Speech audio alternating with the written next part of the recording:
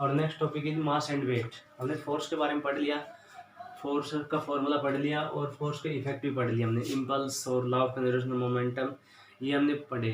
अब हम फोर्स के इफेक्ट पढ़ेंगे हम, ठीक है। तो फोर्स के इफेक्ट में जैसे पहले मास और वेट की, हमारा जैसे वेट है, मास तो वैसे कांस्टेंट होता है, वेट है वो प्लेस टू प्लेस चेंज होता रहता है, ठीक है। ऊपर जाते हैं तो भी चेंज होता है, नीचे जाते तो भी चेंज होता है। तो कैसे चेंज, मतलब फोर्स के इफेक्ट के कारण ही होता है वो। तो मास एंड वेट, तो इसमें पहले जो डेफिनेशन आती है होती है मास। तो मास क्या होता है, तो मास के लिए जैसे ये एक ऑब्जेक्ट है, जैसे एक ऑब्जेक्ट रखा है, अभी हमने फॉर्मूला पढ़ा था force equal to mass into acceleration. तो मास कैसे आएगा, फोर्स अपॉन एक्सेलरेशन से, ठीक है, इससे आएगा मास की। तो मास हम कैसे निकालेंगे, जैसे हमने कोई भी ऑब्जेक्ट लिया, उस ऑब्जेक्ट के ऊपर फोर्स लगाया तो हमें फोर्स पता है और उसका एक्सेलरेशन कितना है, तो F/A कर दिया तो उससे क्या आ जाएगा, उसका मास आ जाएगा, ठीक है। तो mass is the ratio of force and acceleration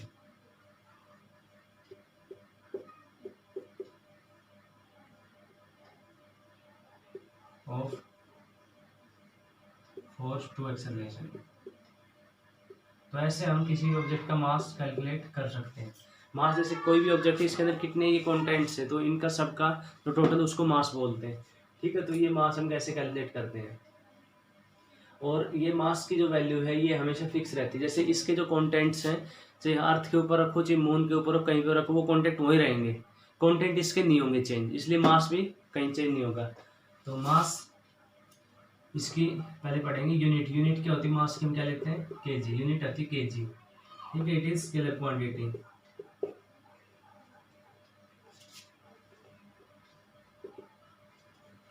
उसके बाद इसमें सबसे important, it does not change, it does not change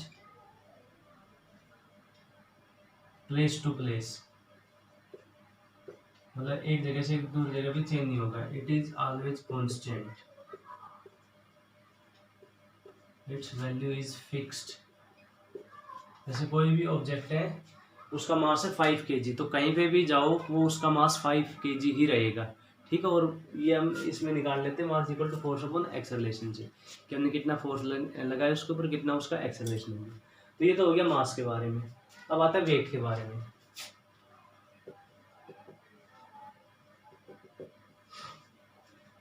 तो वेट क्या होता है, वेट एक एक्सपीरियंस होता है, मतलब एक फोर्स ही होता है वेट एक।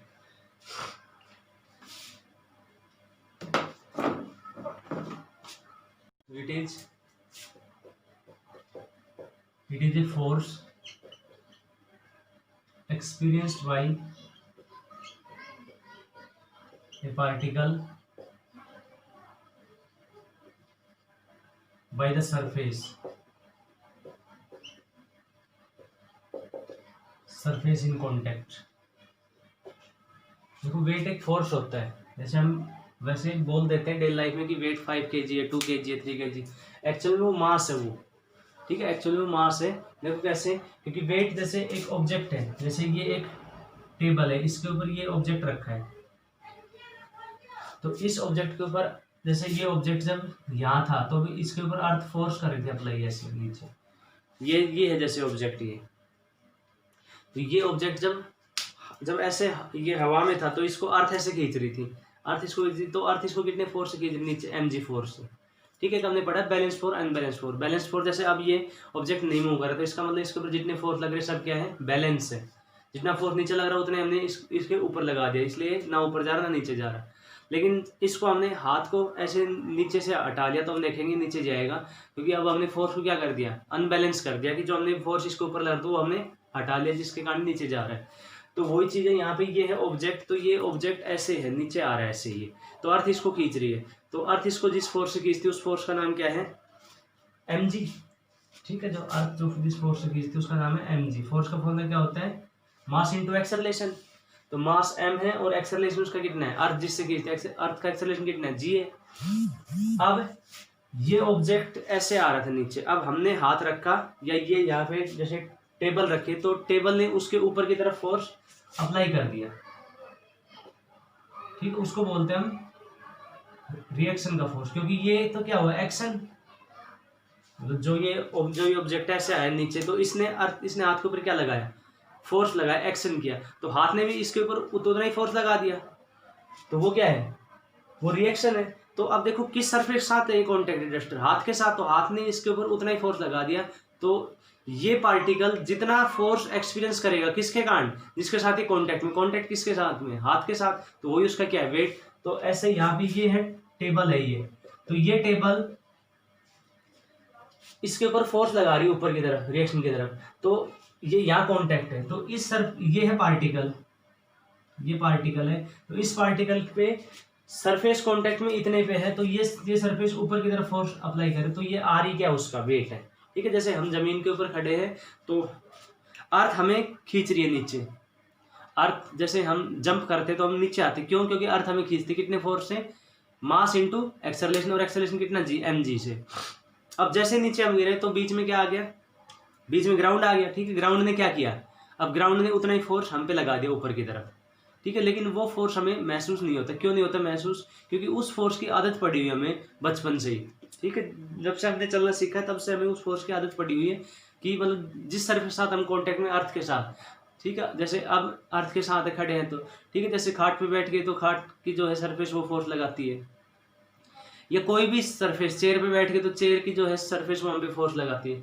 तो जो भी सरफेस हमारे साथ कांटेक्ट में वो हमें हमेशा ऊपर की तरफ दबाती रहती है, ठीक है। तो वो एक एक्सपीरियंस है, लेकिन उस एक्सपीरियंस को हम जब से हम चलने लगे तब से हम उसको महसूस करते आ रहे, तो इसलिए हमें वो अलग चीज नहीं लगती, ठीक है। तो ऐसे जब मैं यहाँ पे खड़ा हूँ तो अर्थ मेरे को ऊपर तरफ दबा रही, तो अर्थ जितने फोर्स से मेरे को दबा रही वही मेरा क्या है, वेट है, ठीक है। तो ये होता है वेट। तो वेट क्या होता है, एक फोर्स होता है, it is a force experience by A particle, किसी पार्टिकल द्वारा जिस सरफेस साथ कॉन्टेक्ट में, वही वेट है, ठीक है। तो यहाँ पे जैसे हमने ये लिया एग्जाम्पल टेबल है, और ये जैसे हम ले रहे बुक का एग्जाम्पल, तो ये यहाँ पे हो गया, ये R reaction force is due to reaction, यानी R force is due to surface in contact, hence R is the weight of the book, ठीक है। सिर्फ वेट लिखेंगे, R is the weight experienced by book, तो R है वही क्या इसका वेट है, सिंपल सा है। जिस सरफेस से हम कॉन्टेक्ट में तो वो सरफेस हमें ऊपर की तरफ दबा रहा है, अगर नहीं दबाता ये तो ये बुक ऐसे नीचे की तरफ चलती रहती, क्योंकि अर्थ इसको खींच रही, जैसे ये जब हवा में था तो ये ऐसे आ रहा था नीचे आराम से, क्यों, क्योंकि अर्थ इसको खींच रही है। हमने जैसे हाथ लगाया तो हाथ ने इसके ऊपर उतना ही फोर्स लगा दिया, तो एम जी फोर्स से आ रही नीचे, और एम जी फोर्स हमने ऊपर तरफ लगा दी, इसलिए रुक गया, क्योंकि बैलेंस हो गया। तो ये यहाँ पे ये बुक रुकी हुई है, तो इसलिए ये आर किसके इक्वल हो गया, एम जी की हो गई इक्वल, क्योंकि ये दोनों फोर्स इक्वल है, आर ऊपर तरफ और एम जी नीचे की तरफ, दोनों इक्वल हो गए, तभी तो ये बुक यहाँ पे रुकी हुई है। अगर एक भी ज्यादा होता है, जैसे आर ज्यादा होता है तो क्या होती है, बुक ऊपर तरफ चलने लग जाती है, एम जी ज्यादा होती है नीचे की तरफ चलने लग जाती है, तो ये होता है वेट, ठीक है। अब यूनिट इसकी वेट की, तो वेट क्या, एक फोर्स ही है, तो इसकी यूनिट क्या होती है, न्यूटन,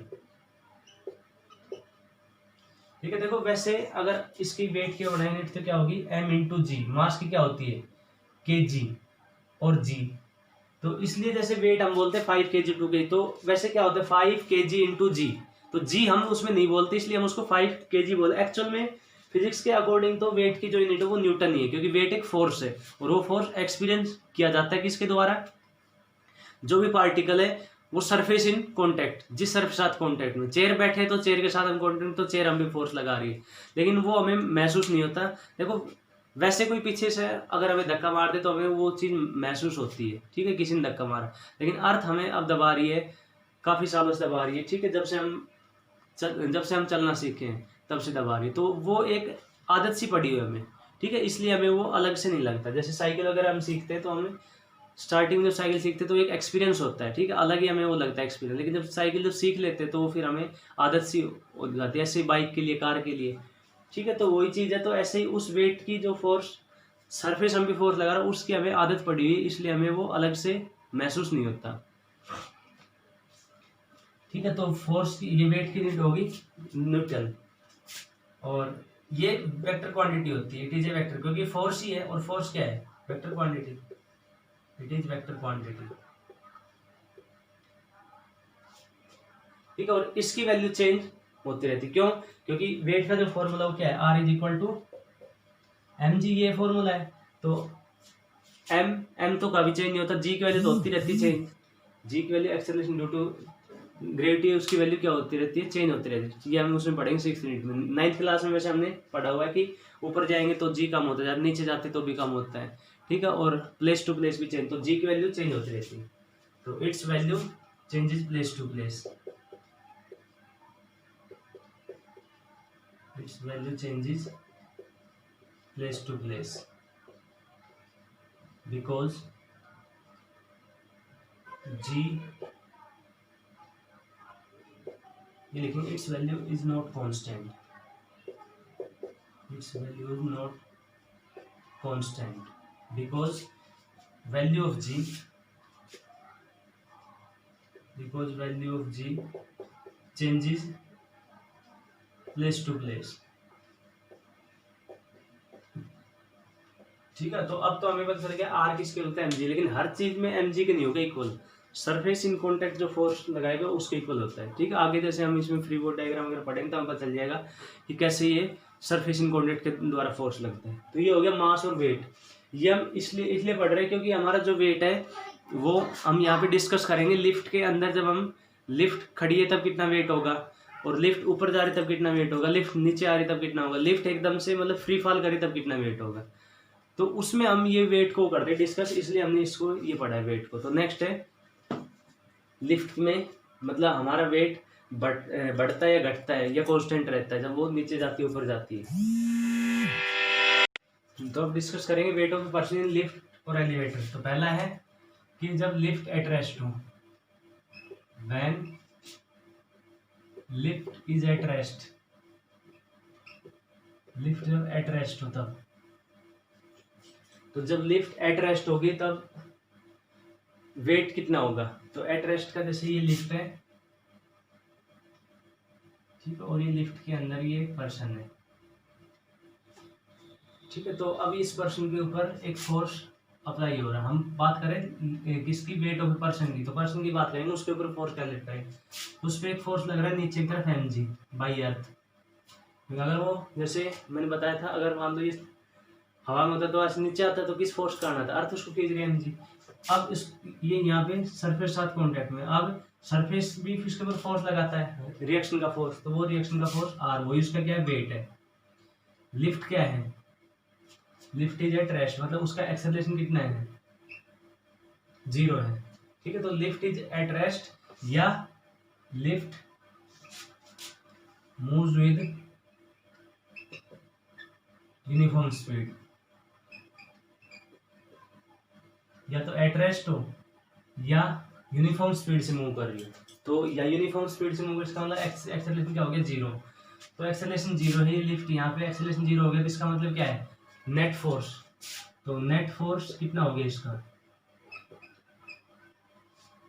नेट फोर्स उसका कितना हो गया, मास इंटू एक्सेलरेशन, तो एक्सेलरेशन कितना हो गया, 0, तो m इंटू 0, नेट फोर्स हो गया 0, इसके ऊपर कोई फोर्स नहीं लग रहा।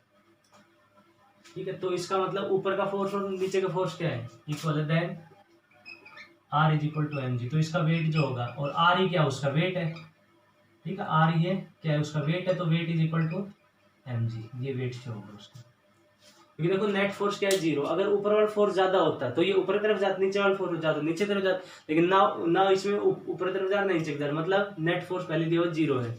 अगर ये यूनिफॉर्म स्पीड से मूव करती तो भी क्या है, तो भी क्या होगा, नेट फोर्स 0, इसलिए ऊपर नीचे वाले फोर्स दोनों क्या होंगे, इक्वल हो गए, तो R is equal to M G. तो उसका वेट होगा किसके इक्वल होगा, एम जी के इक्वल होगा। दूसरा, व्हेन लिफ्ट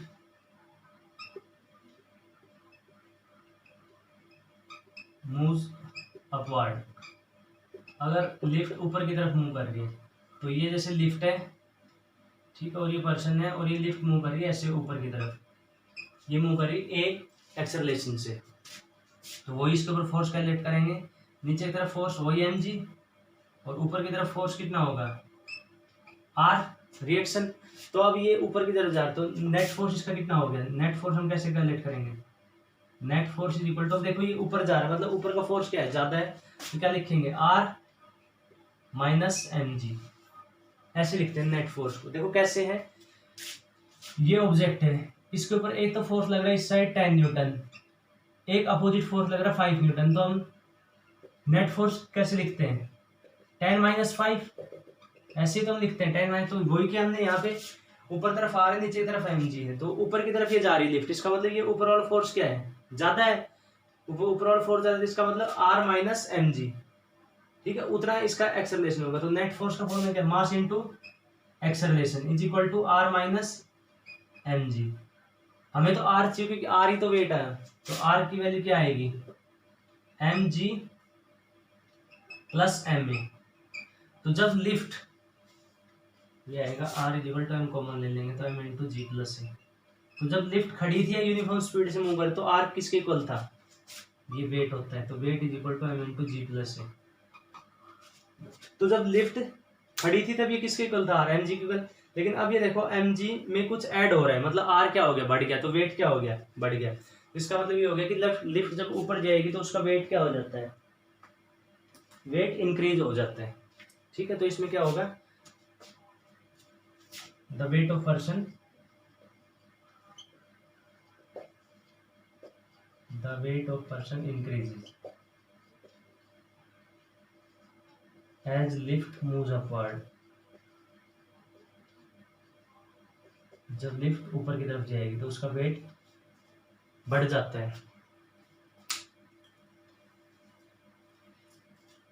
ठीक है। क्यों, वो मैंने बता दिया इसमें कि जैसे लिफ्ट ऊपर जा रही है तो इसका अंदर ऊपर वाला फोर्स क्या है, ज्यादा, तो ऊपर वाला फोर्स ज्यादा है, नीचे वाला कम है, इसलिए ऊपर जा रहा है, तो आर नेट फोर्स कितना हो गया, R माइनस mg। इसमें क्या था, लिफ्ट ऊपर की तरफ भी नहीं जा रही थी, नीचे की तरफ भी नहीं जा रही थी, उसका एक्सेलरेशन कितना था, 0, नेट फोर्स था 0, तो कितना हो जाएगा R is equal to mg, ठीक है। अब जैसे तुम ये बोल सकते हो जब यूनिफॉर्म स्पीड होगी तब तो मूव कर रही थी ऊपर नीचे, लेकिन यूनिफॉर्म स्पीड जब होती है तब उस टाइम क्या होता है, एक्सेलरेशन कितना होता है, 0, तो इसका मतलब ऊपर का जो फोर्स है और नीचे का फोर्स है वो हर टाइम क्या है, इक्वल है। लिफ्ट जब ऊपर तरफ जा रही है, नीचे की तरफ जा रही है, जितना ऊपर तरफ फोर्स लगता है उतना ही नीचे की तरफ फोर्स अप्लाई होता है, दोनों इक्वल है उस टाइम।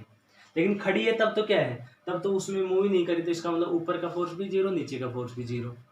लेकिन अगर यूनिफॉर्म स्पीड से मूव कर रही है तो भी उसमें ऐसा अरेंजमेंट है कि ऊपर का फोर्स और नीचे का फोर्स क्या हो गया, 0, क्योंकि नेट एक्सेलरेशन उसका कितना है, 0। अब इसमें एक्सेलरेशन से मूव कर रही है, इसमें या पहले ही दिया होगा कि ये एक्सेलरेशन मूव कर रही है, तो ये इसका नेट फोर्स कितना होगा, R माइनस mg। उसके बाद लिफ्ट अगर नीचे आ रही है, lift is moving downwards,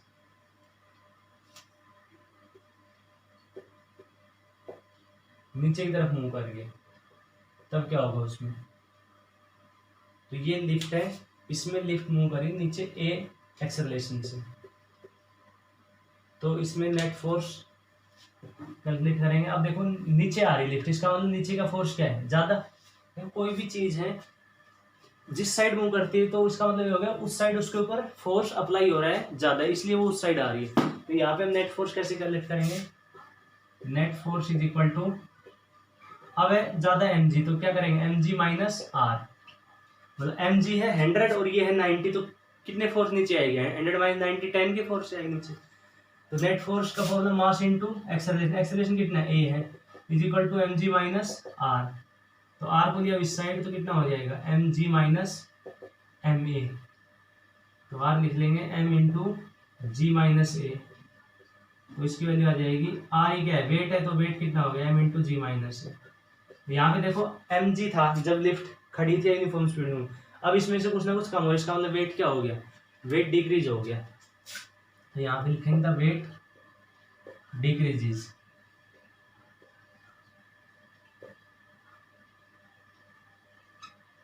as lift move downward, तो लिफ्ट जब नीचे की तरफ आएगी तो उसका वेट क्या हो जाता है, पर्सन का कम हो जाता है उसका।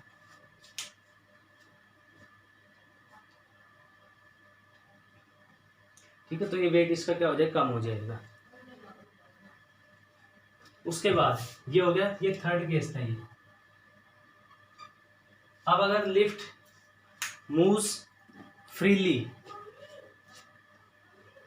लिफ्ट फ्री फॉल्स, लिफ्ट है, मान लो लिफ्ट है, उसकी रस्सी टूट गई है, ठीक है, अगर लिफ्ट की मान लो टूट गई रस्सी, तो क्या होगा उसमें तो लिफ्ट किस साइड आएगी, नीचे, ठीक है। तो नीचे वाला फॉर्मूला इसमें अप्लाई करेंगे, नीचे वाला फॉर्मूला क्या, R is equal to M g minus m a, ये फॉर्मूला अप्लाई करेंगे।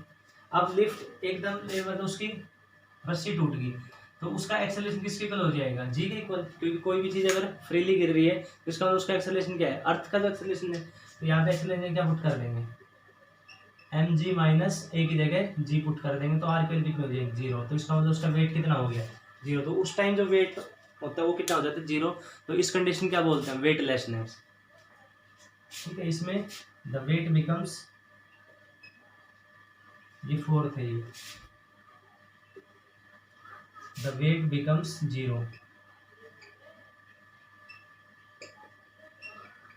This is called weightlessness.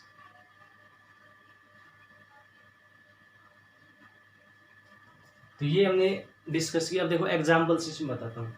जैसे एक पर्सन है, उसका मास है 60 kg, 60 kg है, और वो अर्थ पे खड़ा है, लिफ्ट खड़ी है अर्थ पे, ठीक है। लिफ्ट की बात नहीं करें, हम बात कर रहे हैं जैसे मान लो खड़ा हुआ अर्थ के ऊपर, तो खड़ा है तो उस टाइम क्या है कि उसके ऊपर फोर्स अप्लाई हो रहा है अर्थ के कारण, तो अर्थ सरफेस पे वो फोर्स अप्लाई करता है किसी भी सरफेस पर, ठीक है। तो वो सरफेस उसके ऊपर फोर्स लगाता है, तो उस टाइम आर की वैल्यू कितनी है, वेट एम जी, तो एम की वैल्यू 60, जी की वैल्यू 10 ले लेते हैं, तो उसका वेट कितना है, 600 न्यूटन है, वेट उसका हो गया 600 न्यूटन, ठीक है, 60 के। तो इसका मतलब ये हो गया कि वो जब से चलने लगा है तब से इसको महसूस हो करते आ रहा है, तो उसको आदत पड़ी हुई। जैसे 10 kg का था, मान लो उसका मास जिस टाइम वो चला उस टाइम मास था 10 kg, तो 10 × 10 तो 100 न्यूटन में उस फोर्स को एक्सपीरियंस कर रहा था। फिर जैसे 20 kg हो गई तो 200 न्यूटन, अब मान लो 600 न्यूटन वो एक्सपीरियंस करे, तो उसको आदत होगी उसकी, ठीक है। तो वो उसको महसूस नहीं होता। महसूस समय का वो जैसे पीछे समय हमने मान लो हम पे किसी ने धक्का मार दिया, तो वो हमें महसूस होता है, क्योंकि वो फोर्स ये बोल सकते हैं कि जैसे लगातार हम पे मतलब हर टाइम नहीं लगा होता। अब जैसे ये 600 न्यूटन है, वो हर टाइम उसके ऊपर फोर्स अप्लाई हो रहा है, तो वो उस चीज़ को एक्सपीरियंस कर रहा है, तो उसकी उसको आदत होगी। अब लिफ्ट के अंदर जैसे खड़ा है वो, लिफ्ट भी खड़ी है, तो उसका वेट वही होगा R is equal to M g. अब लिफ्ट मान लो मूव कर रही है ऊपर की तरफ मूव कर रही है, एक्सेलरेशन उसका 2 मीटर पर सेकेंड स्क्वायर, लिफ्ट का एक्सेलरेशन 2 मीटर की, पहले उसकी स्पीड थी 0, फिर 2 होगी, फिर 4 होगी, फिर 6 होगी, फिर 8 होगी, तो 2 होगी। तो अब उसका वेट क्या होगा, तो वेट का फॉर्मूला जब लिफ्ट ऊपर जाती है तब क्या हो जाता है, m into g plus a. तो m तो कितना है, वही 60, क्योंकि मास तो कभी चेंज होता ही नहीं है, तो 60 और g की वैल्यू 10 और एक्सेलरेशन कितना 2, तो ये हो गया 60 इंटू 12, 720 न्यूटन। अब आदत है उसको 600 की, तो एक्स्ट्रा 120 लग गया, तो वो एक अलग हो गया एक्सपीरियंस। ऐसा ही होता है जब वो उस मैरी गो राउंड झूले में हम झूलते हैं, तो जब वो ऊपर जाता है, तो जैसे कई लोगों को लगता है, डर लगता है, ठीक है, तेजी से ऊपर जाते तो कई लोगों को डर लगता है, क्यों, क्योंकि उस चीज़ का एक्सपीरियंस ही नहीं है उनको। एक्सपीरियंस तो है उनको कितने का, 600 का, आदत पड़ी है 600 की, लेकिन एक्स्ट्रा 120 लग गया, तो वो एक्स्ट्रा लग गया 120, तो इसका मतलब वो एक अलग एक्सपीरियंस लगा उसको। तो अलग एक्सपीरियंस जब लगता है इसलिए उसको डर लगता है, ठीक है। कई पर्सनल जो उसमें मैरी गो राउंड झूले में झूलते हैं, जो मेले के अंदर झूला होता है वैसे घूमता है, तो ऊपर जाते हैं तब क्या होता है उनका वेट, वो उस टाइम उनको अलग ही वो होता है एक्सपीरियंस, तो उस टाइम उनका वेट बढ़ जाता है, क्योंकि ऊपर जाता है वेट क्या हो जाता है, बढ़ जाता है। दूसरा, अगर लिफ्ट आ रही नीचे या वो झूला नीचे आ रहा है 2 मीटर पर सेकेंड स्क्वायर से, तो अब उसका वेट कितना, अब नीचे आता है तो फॉर्मूला क्या होता है, m into g minus a, तो weight is equal to m, तो वही 60 है, g का 10 और ये 2 हो गया, तो वेट कितना हो जाएगा 60 इंटू 8, 480। अब फिर से वही आदत पड़ी है कितने की, 600 की, लेकिन 480 हो गया उसका वेट मतलब उसके ऊपर जो फोर्स लगा वो कम हो गया।